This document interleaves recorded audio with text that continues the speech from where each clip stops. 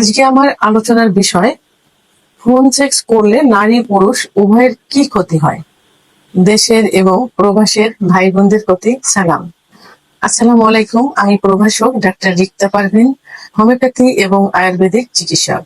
এই phone sex বিষয়টা আজকে বলার পিছনে অনেক অনেক কারণ রয়েছে। কারণ এখন অধিকাংশ পুরুষই যখন চিকিৎসা নিতে আসে, তো কথা প্রসঙ্গে রোগ প্রসঙ্গে যায় যে কেন এই সমস্যাটা হচ্ছে, তার লিঙ্গে কেন ক্ষতি হয়ে গেছে, তো তখন তারা অধিকাংশই আগে বলতো যে হস্তমৈথুন করে, যে কারণে তাদের লিঙ্গের ক্ষতি হয়েছে। আর এখন বেশিরভাগ ক্ষেত্রেই বলে যে তারা নিয়মিত ফোন সেক্স করে, আর এই ফোন সেক্স করার কারণে তাদের এই সমস্যা হয়েছে। রিসেন্টলি এই সমস্যাটা অধিকাংশ পুরুষই বলে থাকে। আবার অনেক মেয়ে এখন প্রশ্ন করে থাকে, বয়স 16-17 কি 19-20 এবং বয়স্ক অনেক মেয়েরাও এখন বলে থাকে যে তারা ফোন সেক্স করে।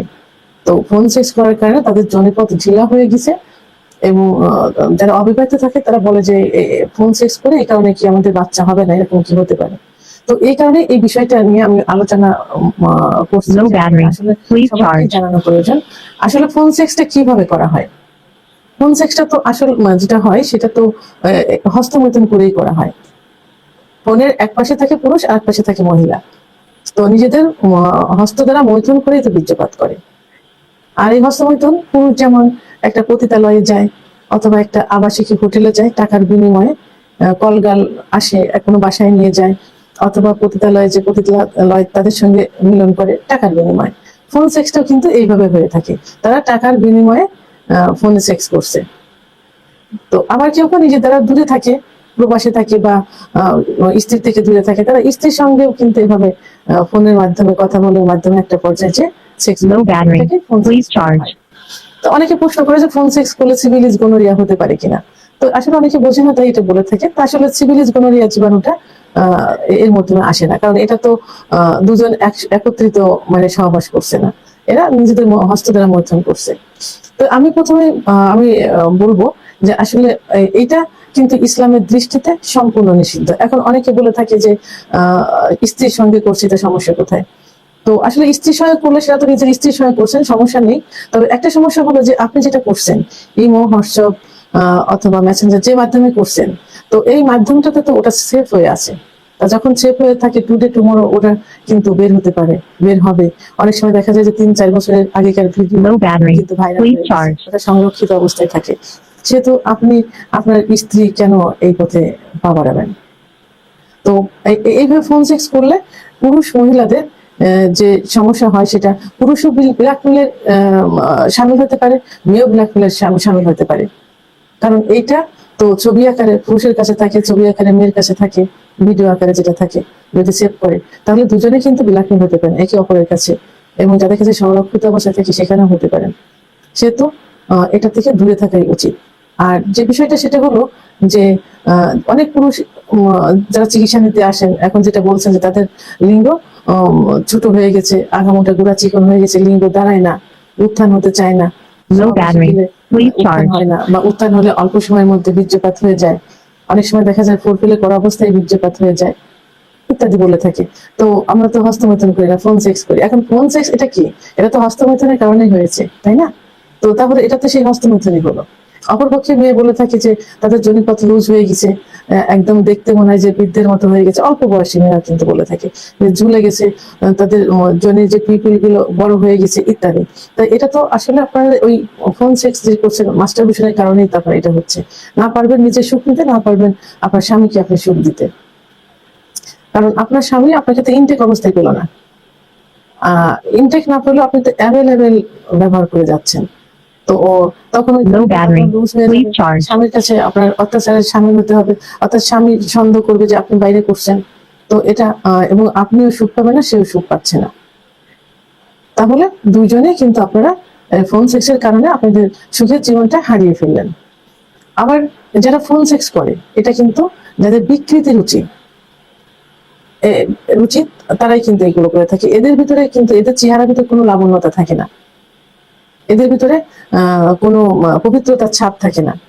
এরা যখন রাত্রে টাকার বিনিময়ে এগুলো করে, অনেক অবিবাহিত মেয়ে তারা যখন ঘুম ভাঙে সকালে ভোরে ওঠে যখন, তখন নিজেদের চেহারাটা যে একটা পবিত্রতা থাকবে, ঘুমের পরে যে সুন্দর একটা ইনোসেন্ট একটা ভাব থাকবে, এটা কিন্তু থাকে না। তাদের আলাদা একটা ছাপ চলে আসে, অপবিত্রতার একটা ছাপ চলে আসে। এটা পুরুষ মহিলা উভয়ের ভিতরে কিন্তু এটা হয়ে থাকে। আর তাদের কোনো হিতাহিত জ্ঞান বুদ্ধি থাকে না, কারণ মস্তিষ্কে সেরোটিন নামে এক জাতীয় পদার্থ থাকে, যেটা যেটা তখন তাদের কোনটা সঠিক কোনটা বেঠিক এটা নির্ণয় করে থাকে। কিন্তু তারা এই ফোন সেক্স করে থাকে, তাদের এই সেরোটিন যে পদার্থ, এই পদার্থটা কিন্তু তৈরি কম হয়, ব্যালেন্স ঠিক রাখতে পারে না তারা, তখন এদের ভিতরে হিতাহিত জ্ঞান থাকে না।